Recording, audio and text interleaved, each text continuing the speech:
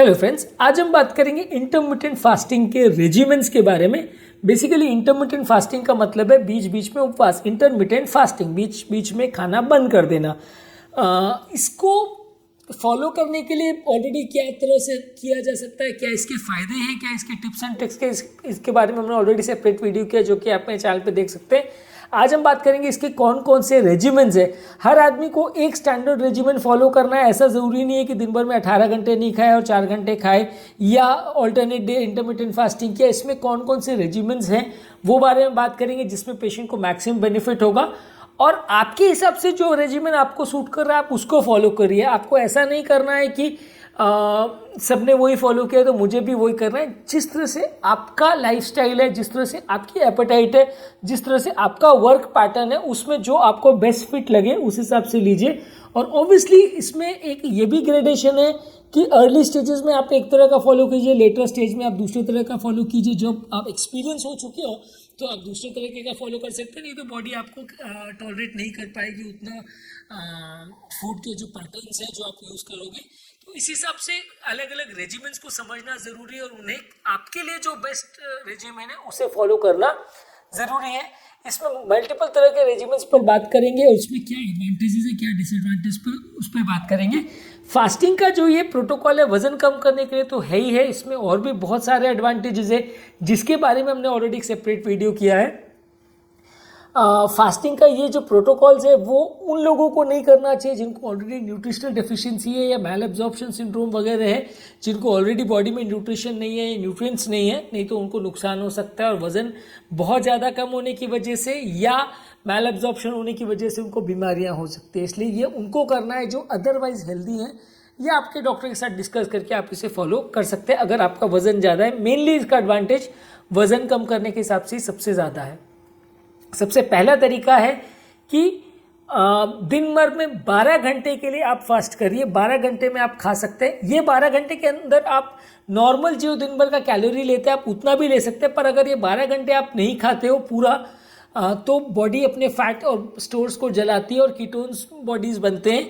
इसकी वजह से वेट लॉस होता है। इसमें ज़्यादातर लोग जो शुरुआत कर रहे हैं उनके लिए रेजिमेंट सबसे अच्छा है, क्योंकि आपको इसको मेंटेन करना सबसे कंपैरेटिवली आसान पड़ेगा। शुरुआत में सबसे टफ रेजिमेंट पर जाएंगे या वॉरियर रेजिमेंट पर जाएंगे जिसके बारे में लास्ट में बात करेंगे, तो आपको उसे फॉलो करना बहुत मुश्किल पड़ेगा और आप थोड़े दिन में ही थक हार के उससे बंद कर देंगे, उसे फॉलो नहीं कर पाएंगे। तो अगर आपको फॉलो करना है तो सबसे सिंपल रेजिमेंट यही है। इसमें सबसे आसान यही है कि 7 to 7 रेजिमेंट या 8 to 8 रेजिमेंट कर सकते हैं कि रात को 8 बजे खाया, उसके बाद अगले दिन सुबह 8 बजे खाया, उसके बीच में कुछ नहीं खाया। सोने के टाइम को कवर करने के लिए आप इसमें सबसे अच्छे यूज़ कर सकते हैं। उस दौरान लेकिन आप पानी पी सकते हैं, लेकिन आपको कुछ भी खाना नहीं है, इवन चाय भी नहीं लेनी है। आपको उस दौरान पूरी तरह से फास्टिंग पर रहना है। आपको आपका डिनर जो है एक पर्टिकुलर टाइम पे जिसमें अभी आप फिनिश किया, नेक्स्ट मॉर्निंग सुबह उठने के बाद उसी टाइम पर आपको ब्रेकफास्ट लेना है, तो 12 घंटे का आपका गैप हो जाएगा।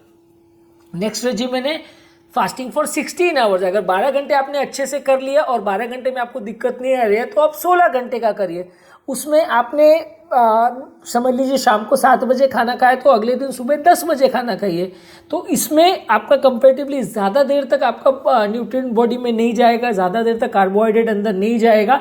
तो इसको सबसे अच्छा करने का तरीका ये है कि आप रात को 8 बजे खाना खाइए और नेक्स्ट मॉर्निंग का ब्रेकफास्ट को स्किप कर दीजिए और 12 बजे इकट्ठे ही फिर खाना खाइए। तो 16 घंटे की अगर फास्टिंग करेंगे तो आपका बॉडी में और ज़्यादा अच्छा रिजल्ट्स मिलेगा। आपका बॉडी का वजन कम होगा, बॉडी का इन्फ्लेमेशन कम होगा, डायबिटीज़ और लिवर डिजीज में भी लड़ने में ये कारगर साबित होता है, मदद करता है।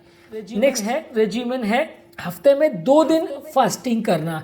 इसमें 2 दिन वो चूज़ कीजिए जिसमें आपका काम कंपेरेटिवली कम है, और ये 2 दिनों के अंदर आपको पूरे 24 घंटे का व्रत करना है ऐसा नहीं है। उस दिन आप दिन भर में मेल पेशेंट्स को 600 कैलोरी खाना है, फीमेल पेशेंट को अराउंड 500 कैलोरी खाना है। बाकी दिन आपको आपका नॉर्मल रेजिमेंट खाना है। आप इसमें 2 दिन चूज़ कर सकते हैं जिसमें थोड़ा सा गैप होना चाहिए, प्रेफरेबली या तो मंडे थर्सडे चूज़ कर लीजिए, ट्यूसडे फ्राइडे चूज़ कर लीजिए, बीच में 3-4 दिन का गैप रहना चाहिए। 5:2 रेजिमेंट अगर आप मेंटेन करते हैं, 5 दिन आप नॉर्मल खाना खाते हैं, बहुत ज़्यादा उस 5 दिन में नहीं खाना है, नॉर्मल खाना खाते हैं और हफ्ते में 2 दिन नहीं खाते, तो ये ऑलमोस्ट डेली अगर आप डाइटिंग कर रहे हैं या डेली आप फास्टिंग मेंटेन कर रहे हैं तो उतने ही अच्छे रिजल्ट्स इसके आते हैं। एक 107 ओबीज वुमेन की एक स्टडी थी जिसने ऐसा शो किया था कि वेट लॉस ऑलमोस्ट कंपेरेटिवली उतना ही था। और दूसरी एक और स्टडी थी 23 फीमेल्स में जिसमें उन्होंने ये पाया था कि लगभग इसको मेंटेन करने से 1 से 2 महीने के अंदर लगभग 4.8% फैट रिडक्शन मिला था अगर कोई व्यक्ति 5 दिन नॉर्मल खाता है और 2 दिन नहीं खाता है। नेक्स्ट रेजिमेन है ऑल्टरनेट डे फास्टिंग, यानी एक दिन खाना है नॉर्मल, एक दिन अबनॉर्मल, एक दिन नॉर्मल, एक दिन फास्टिंग। तो उसमें जिस दिन आपका फास्टिंग रहेगा उस दिन आपको 500 किलो कैलोरीज में ही खाना है फीमेल्स को, मेल को 600 कैलोरीज खाना है।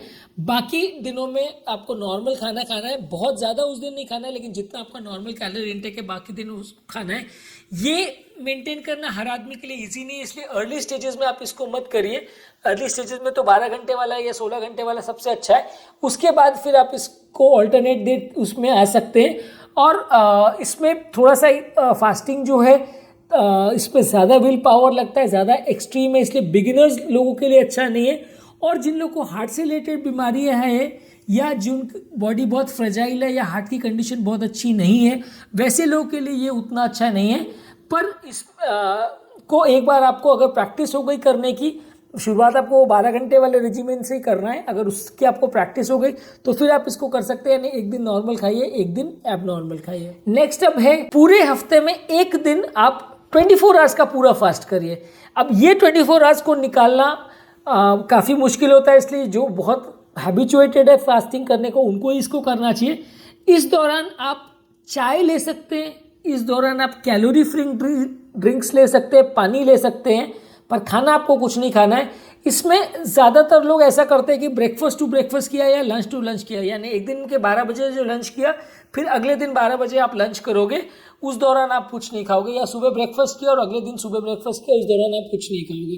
तो हफ्ते में 1 या 2 दिन अगर आप इसको मेंटेन करते हो पूरे 24 घंटे तक तो इसको बहुत अच्छे रिजल्ट्स मिलते हैं अगर आप इसको बार बार कर सके तो।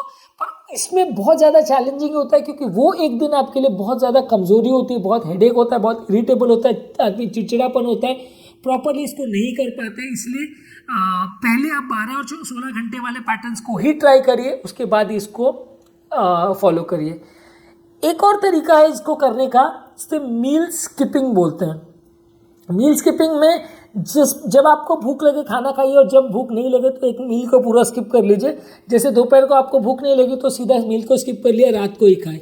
ये बिगिनर्स के लिए भी बहुत अच्छा है, या इंटरमिटेंट फास्टिंग जो करना चाहते हैं उनके लिए भी अच्छा है कि जिस टाइम आपको भूख लग रही है वो मील आपने खाया, अगले टाइम आपने नहीं खाया तो आपका ऑटोमेटिकली 12-14 घंटे का फास्ट हो गया। उस दौरान आप पानी पी सकते हो, लो कैलोरी या नो कैलोरी ड्रिंक्स ले सकते हो, चाय ले सकते हो, एनर्जी ड्रिंक्स कुछ भी नहीं लेना है आपको, पानी ले सकते हो, दूध वगैरह आपको नहीं लेना है।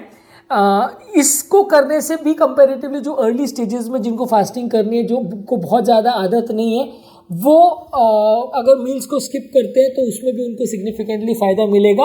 और ये बिगिनर्स के लिए या जिन्होंने स्टार्ट किया है उनके लिए काफ़ी नेचुरली ये आ जाता है, इसको आप फॉलो कर सकते हैं। और लास्ट और सबसे टफ रेजिमेन है वॉरियर डाइट। वॉरियर डाइट में एक थोड़ा सा एक्सट्रीम फॉर्म आता है कि इसमें आप 24 घंटे तक कंटिन्यूअस फास्टिंग मेंटेन करते हैं, जिसमें 20 घंटे आपको कुछ नहीं खाना है, 4 घंटे का ही आपको विंडो पीरियड मिलेगा जिसमें डेली आपको खाना है। एक टाइम से अगर आपने खाना खाया उसके बाद 20 घंटे तक आपको कंटिन्यूसली कुछ नहीं खाना है, सिर्फ आपको थोड़ा ड्रिंक्स ले सकते हैं, पानी ले सकते हैं। और वो 4 घंटे में भी आपको ज़्यादा साग सब्जी, फ्रूट्स, वेजिटेबल्स यही सब ज़्यादा लेना है। थोड़ा सा कार्बोहाइड्रेट लीजिए, अगर आप बिल्कुल कार्बोहाइड्रेट नहीं लोगे तो बहुत ज़्यादा आपको कमजोरी होगी, वजन बहुत ज़्यादा रैपिडली गिरेगा और आप उसको मेंटेन नहीं कर पाओगे। पर इसलिए थोड़ा सा कार्बोहाइड्रेट लीजिए, वेजिटेबल प्रोटीन्स और हेल्दी फैट्स को आप लीजिए वो 4 घंटे के पीरियड में, बाकी 20 घंटे आप कुछ मत लीजिए।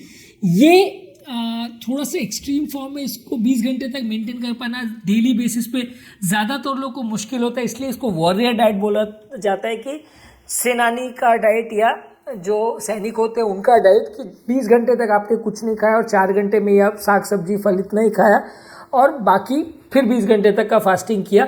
तो ये मेंटेन करना बहुत मुश्किल होता है। जो अर्ली स्टेजेस में इसको ट्राई कर रहे हैं उनके लिए ये नहीं है, जो बहुत एक्सपीरियंस्ड हो चुके हैं और बार बार इसको कर चुके हैं उनको ही ये ट्राई करना चाहिए, नहीं तो ये आपके लिए थोड़ा सा डिफ़िकल्ट होगा।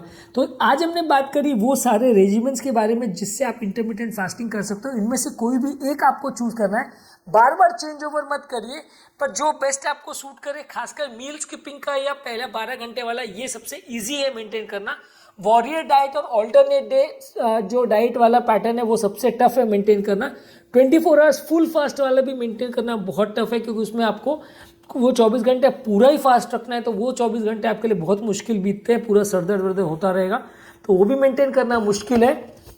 लेकिन अगर आप कर सकें तो ये आपको कंपेरेटिवली काफ़ी हेल्दी रखेगा, और आपको इंटरमिटेंट फास्टिंग के जो एडवांटेजेस है कि वजन कम होगा और बाकी मेटाबॉलिक बेनिफिट्स मिलेंगे, वो आपको सारे इससे मिल सकते हैं।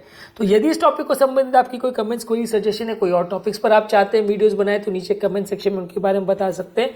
कोई पेशेंट रिलेटेड क्वेरीज है तो भी आप हमें पूछ सकते हैं। अंत में मैं डॉक्टर नवीन अग्रवाल तहे दिल से आपका शुक्रिया अदा करूंगा, आपने इस टॉपिक को एंड तक देखा। जो लोग हमारे चैनल पर नए हैं उन्हें रिक्वेस्ट करूंगा कि चैनल को सब्सक्राइब करें। ऐसा करने से हमें चैनल को कंटिन्यू करने के लिए मोटिवेशन और इंस्पिरेशन मिलती है, और हमारे हर नए कंटेंट जो हम अपलोड करते हैं उसका नोटिफिकेशन आपको मिल जाता है। हमारे चैनल पर बहुत सारे वीडियोज़ हैं जो कि प्लेलिस्ट में डिवाइडेड है, हार्ट फेलियर का, डायबिटीज़ का, हाइपरटेंशन का, हार्ट अटैक का, एंजियोप्लास्टी का, बाईपास का, सर्जरी का, वाल्व पेशेंट्स का, अलग अलग तरह के प्लेलिस्ट है। आपको या आपके रिलेटिव्स को जिस तरह की बीमारी है, आप उससे रिलेटेड प्लेलिस्ट पर जाइए और उसमें आपके रिलेटेड जो भी वीडियोज़ है उन्हें आप देख सकते हैं, तो वो आपके लिए बहुत ज़्यादा रेलेवेंट लगेगा।